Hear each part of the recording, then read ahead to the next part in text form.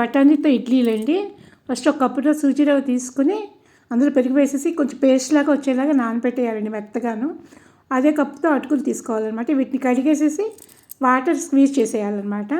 ఈ సూజీ రవ్వ మెత్తగా పేస్ట్ లాగా అయిపోయిన తర్వాత అటుకులు తీసుకొచ్చి ఇందులో కలిపేయాలండి.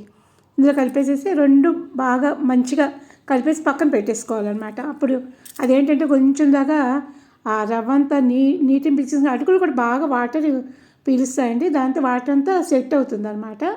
ఈ లోపలేమో మనం ఏం చేద్దామంటే అల్లము, పచ్చిమిరపకాయలు, కొత్తిమీర ఇందులో వేసామన్నమాట.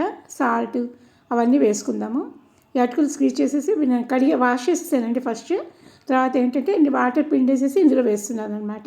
తర్వాత బఠానీలు అండి ఒక కప్పు తీసుకుని, ఇదేంటంటే బఠానీలతో చేసే ఇడ్లీ అనమాట.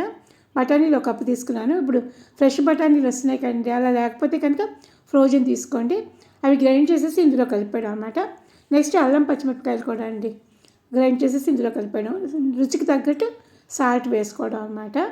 కొత్తిమీర వేసుకుంటే చాలా బాగుంటుందండి టేస్ట్ అయితే మాత్రం. ఇలా ఇడ్లీలాగా వేసేసుకుని అందులో కొంచెం నేను ఈనో వేసానండి. ఎందుకంటే కొంచెం ఉబ్బుతుంది కదా, మరీ అలా ఉంటే బాగుండదు అనేసి. తినడానికి మరీ గట్టిగా ఉంటే బాగుండవు. కొంచెం ఈనో వేస్తే బాగుంటుంది అనమాట. తర్వాత మూకుడు కాలేసి కొంచెం నూనె వేసాను. అందులో ఆవాలు, నువ్వుపప్పు వేసాను అనమాట.